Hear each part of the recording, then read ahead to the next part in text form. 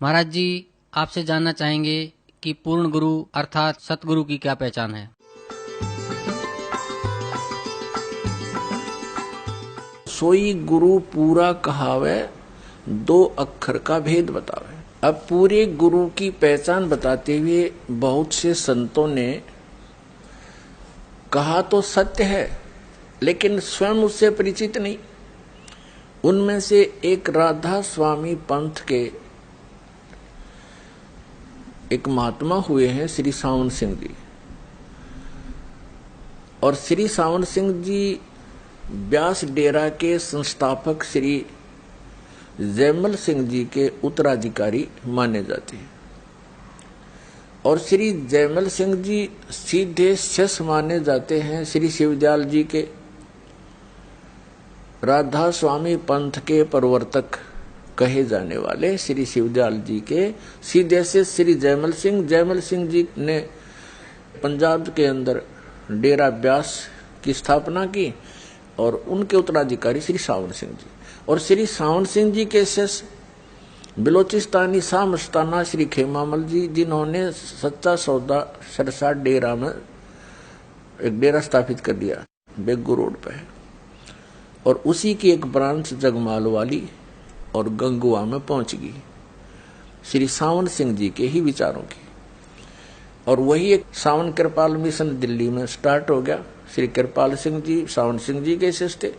तो उस सावन सिंह जी के क्या विचार हैं वो खुद बता रहे हैं कि गुरु ग्रंथ साहिब में ऐसा लिखा है कि सोई गुरु पूरा कहावे, जो दो अक्षर का भेद बतावे। वो दो अक्षर कौन से? वो सतनाम है, जिसमें एक ओम है, एक गुप्त है। और यही श्रीमद् भगवत गीता अध्याय नंबर 17 के श्लोक नंबर 23 में कहा है, ओम तत्सत इति निर्देश है ब्रह्मण तिर्विध समर्थ। ब्रह्मण माने सतपुरुष, अमर पुरुष, परम अक्षर ब्रह्म। ये प्रयवाची नाम है उपमात्मक उस पूर्ण परमात्मा की, पूर्ण ब्रह्म के। उसके पाने का ओम तत्सत, ये तीन नाम के जाप का निर्देश है। और वो तीन विधि से उसकी सिमरन होता है। जैसे सतनाम में दो अक्षर है, इन दोनों का श्वास उ श्वास से होता है, एक आवे एक जावे।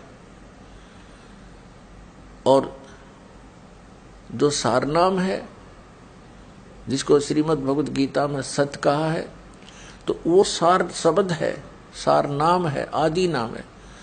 उसकी सिमरन की विधि इनसे भिन्न है। वो केवल सुरत और निरत से होती है। सतनाम का जाप चार पदार्थ से होता है, सुरत, निरत, मन और पवन यानी श्वास। इन चारों को लगाकर सिमरन करना। वैसे श्वास लेते रहो, ध्यान नहीं है इसके ऊपर, तो उसका यूज नहीं। तो ये चारों मिलाकर के जो सतनाम का श्वास उस श्वास से जाप होता है, तो वो सही पूर्ण लाभ देता है। फिर जब सारनाम का सिमरन होता है शुरू, उसमें केवल सुरत और नृत ही काम करती है। इसलिए उसको अकय शब्द कहा है कि उसको बोल के बताया भी नहीं जा सकता ऐसे सिमरन करो। कैसे सिमरन कर रहा हूं ये बताया नहीं जा सकता। करने वाला ही उसका अनुभव कर सकता है, महसूस कर सकता है। जैसे गूंगा गुड़ खा के उसके टेस्ट को बता नहीं सकता, एक विशेष प्रतिक्रिया ही कर सकता है। ये राधा स्वामी पंथ के ग्रंथ हैं, ये आपको दिखाते हैं। संत मत प्रकाश हजूर महाराज सावन सिंह जी के सत्संगों का संग्रह भाग 4। ये कहां से छपा ये देखिएगा। ये है संत मत प्रकाश भाग 4, महाराज सावन सिंह जी के वचन है। ये प्रकाशक सेवा सिंह, सेक्रेटरी राधा स्वामी सत्संग व्यास, डेरा बाबा जयमल सिंह, जिला अमृतसर।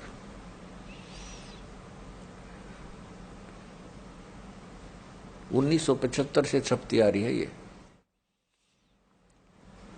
मुद्रक है Sartaj printing press, Tanda road, Joshi state, Jalandhar. अब देखिएगा 261 पृष्ठ पे, 261 पृष्ठ पे ये कोई वाणी है श्री शिवदयाल जी की। और खोलने चले हैं श्री सावन सिंह जी यह संसार सर है और जो अक्षर है वह ब्रह्म है। ये सर अक्षर, इसमें सारा खेल इन अक्षरों पर है। और तीसरा नी अक्षर, इनको पता नहीं इसके बारे में, वह ब्रह्म है। अक्षर को ये ब्रह्म कह रहे हैं और नी अक्षर पार ब्रह्म है। ठीक है, जब से यह संसार बना है इस महल दुनिया में गुजारा करते आ रहे हैं, किंतु अब गुरु की कृपा से आत्मा इस महल को छोड़कर सतलोक जा रही है। गुरु ग्रंथ साहिब में बड़े गहरे और गुप्त रहस्य हैं। एक स्थान पर आता है कि 52 अक्षर लोक तेरे, सब कुछ इनके माही। ये अक्षर खिर जाएंगे, वो अक्षर इनमें नाहे। आदि गुरु ग्रंथ साहिब में 340 पृष्ठ पे ये वाणी लिखी है। इसका अनुवाद किया है सावण सिंह जी ने। 52 अक्षर संस्कृत भाषा के हैं, शायद ही कोई ऐसी भाषा हो जिसके 52 अक्षर हो। इस संसार का सारा मामला 52 अक्षरों में आ जाता है। पिंड अंड का हाल तो 52 अक्षरों में आ गया। आगे 2 अक्षर और हैं जो पार ब्रह्म में है। इसके विषय में ग्रंथ साहिब में लिखा है। ये कहते हैं वो 2 अक्षर जो हैं, ये है तो सतनाम की तरफ संकेत। इन कख पता था नहीं मारे सट्टे नको पार ब्रह्म मिलेंगे मरे पाछे। ये तो जीते जी सिमन करना है इनका। आगे देखो, ग्रंथ साहिब का हवाला दिया है कि पार ब्रह्म है। इसके विषय में ग्रंथ साहिब में लिखा है इन 2 अक्षरों के बारे में।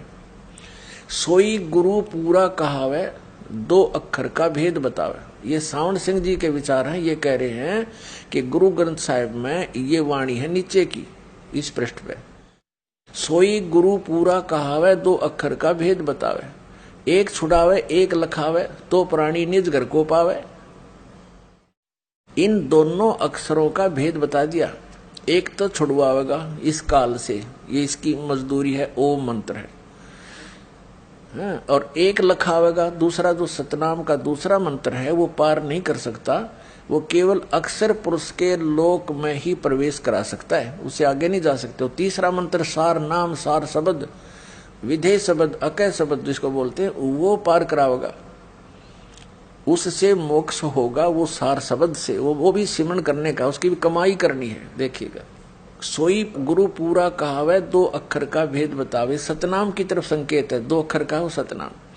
एक छुड़ावे, उन अक्षरों में थे एक ओम तो छुड़वाओगा। जैसे श्रीमद् भगवत गीता अध्याय नंबर 18 के श्लोक नंबर 66 में गीता ज्ञानदाता कहता है कि तू सर्व धर्मान परित्यज्यमाम एकम शरणम वर्ज अहम तवा सर्व पापेभ्यः मोक्षामि मा शुच। ये कहता है कि मेरे सतर की जितनी धार्मिक क्रियाएं हैं, जैसे ओम नाम का जाप है, इसका ब्रह्म का यो काल है, सरपुरुष भी इसी को कहते हैं। ये केवल 21 ब्रह्मांड का मालिक है। कहते ओम नाम की कमाई मुझ में छोड़ दे, मुझे त्याग दे मेरे में। तब एकम शरणम व्रज, उस सर्वशक्तिमान परमेश्वर की शरण में जा, उस परम अक्षर ब्रह्म की में, फिर मैं तुझे सब पापों से छोड़ दूंगा, मुक्त कर दूंगा, तू चिंता मत कर।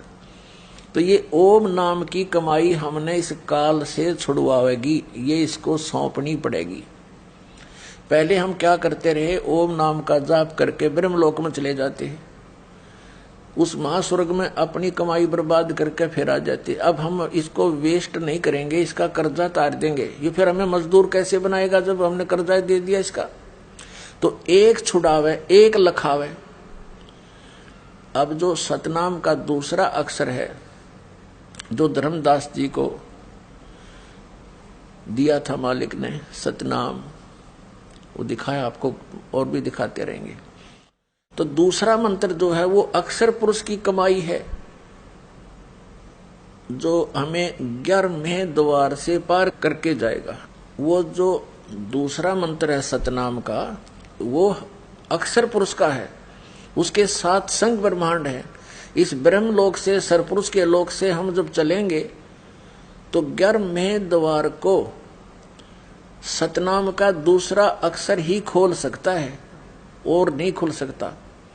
तो जब वो 11वां द्वार हम पार करेंगे तो वहां पर ये सतनाम के दूसरा अक्षर की कमाई काम करेगी और उसकी कमाई का हम टैक्स देंगे, किराया देंगे, रेंट देंगे इसको, क्योंकि सात संग ब्रह्मांड को पार करके हमने सतलोक में पहुंचना है। जो हमारा दूसरा मंत्र है सतनाम का, ये हमें भंवर गुफा तक पहुंचा देगा और वो भंवर गुफा है, वहां एक बैरियर लगा है, वहां से सतलोक दिखाई देना शुरू हो जाता है। लेकिन जिसके पास सार शब्द नहीं है, वो तीसरा नाम विधेय शब्द नहीं है, वो मंत्र उसकी कमाई नहीं है, तो वहां देख सकता है, उसमें प्रवेश नहीं कर सकता 12वें द्वार में।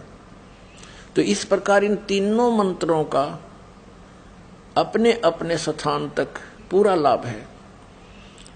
तो 3 मंत्र का जाप है। गीता जी अध्याय नंबर 17 के श्लोक नंबर 23 में भी कहा है ओम तत्सत इति निर्देश है। ये सांकेतिक शब्द, ओम तो क्लियर है, ओम तत्सत इति निर्देश है। ब्रह्मण तिर्वेद समर्थ है। ब्रह्मण माने सचिदानंद घन ब्रह्म के पाने का, सतलोक जाने का। लेकिन गीता ज्ञानदाता को इन 2 मंत्रों का पता नहीं। ओम तो सीधा है, इसलिए उसने 4थे अध्याय के 34वें श्लोक में कहा है कि जो ज्ञान परमेश्वर आकर बोलता है स्वयं, 4थे अध्याय के 32वें श्लोक में, 4थे अध्याय के 34वें श्लोक में श्रीमद् भगवद गीता में निर्णय करके दिया है कि एक ज्ञान परमात्मा स्वयं आता सतलोक से चलकर और वो अपने मुख कमल से बोलता है। वो तत्व ज्ञान है, वो उसकी वाणी, उसके मुख से निकली हुई वाणी, परमेश्वर के मुख से बोली हुई वाणी, वो तत्व ज्ञान है, वो सूक्ष्म वेद है।